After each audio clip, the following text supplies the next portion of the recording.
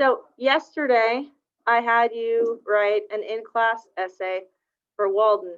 And I'm sure two things about that made it rather difficult. One of those is like you do have a time constraint, and the other is you can't sit around and plan what to write. You kind of just have to write.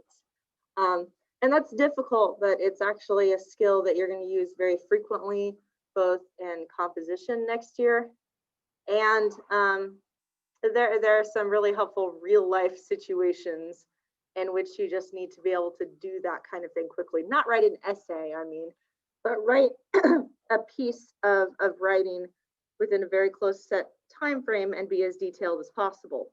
The one that comes to mind is actually a police report.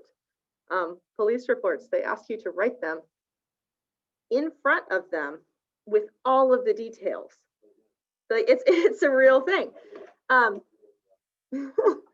So the deal there is that this type of high pressure, well, I guess for me it's low stakes, high pressure, low stakes, super fast writing is a skill we want to hone.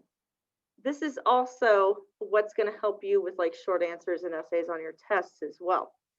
So this is kind of what I've decided because I think it would make for a pleasant week. We're going to kind of change what's up on the board. Instead of doing a transcendentalism test, you're going to workshop your in-class essay. You're going to do a self-evaluation and you're going to do a peer evaluation. Now listen, peer editing is not necessarily something I do. The thing that I do is called workshopping because it should make you, if you need to, really revise to the best of your ability. So I'm going to start by turning your attention to the backboard, okay? These are the things which I grade your papers on as a generalized rule. In-class essays get a pass on the last two. The first and most important one is purpose. Do you know why you are writing, right? Your purpose in this was to analyze a quote from Walden and to show that you understood it and how it is relevant to yourself and society. Did you do that in your essay? Did every sentence you write go back to that idea? That's purpose. Focus. Did you stay on that purpose and not go off into a tangent?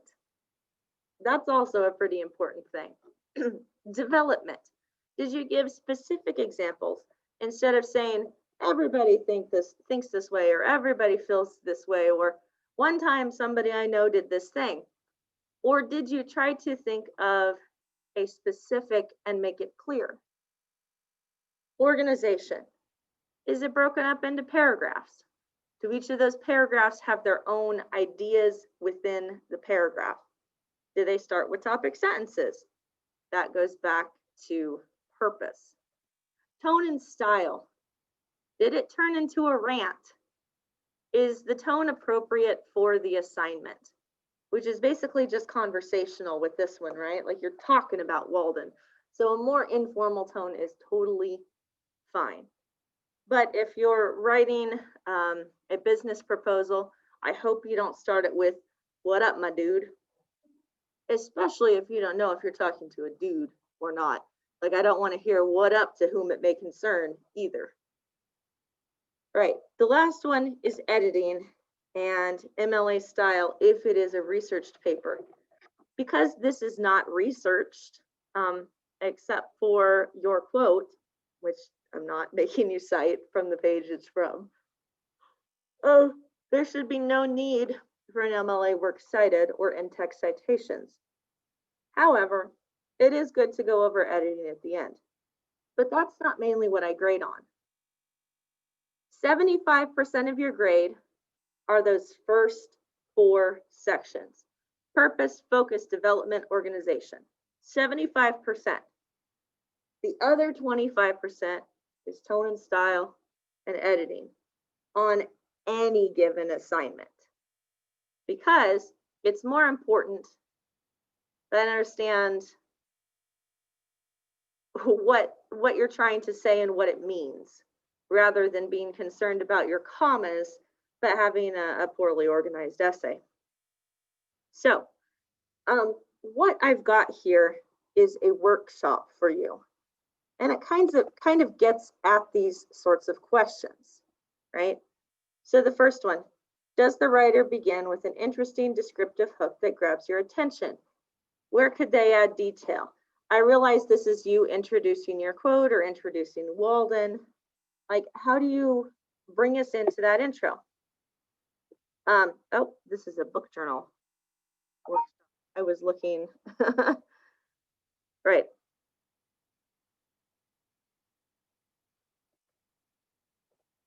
Has the author created a sense of what their essay is about through a summary and transition to this thesis so that the introduction flows? So did you talk to us a little bit about Walden? Did you tell us ultimately what you're planning to do with your essay? You can say I in this, can't you? Because it's a personal essay. Is there a clear thesis that outlines 3 or more points at the end of the first paragraph? Underline it. Does every paragraph somehow have a connection to that thesis through topic sentences? Mark the ones that do not. Has the writer provided at least one source with a quotation or paraphrase per paragraph? In your case, have they provided the original quote from Walden and also a paraphrase of it, right? Do you use quotes or paraphrase from your sources? So do you go back to that quote to talk about pieces of it? That's useful. Are there good bridges between every single paragraph so that the paper flows smoothly from one topic to the next? Draw a bridge where it seems choppy. Does the writer spend, this is for not an in-class essay, so I would say at least 2 for you. Does the writer spend at least 2 sentences in the conclusion? Have they, by the end of the paper, fully answered the question?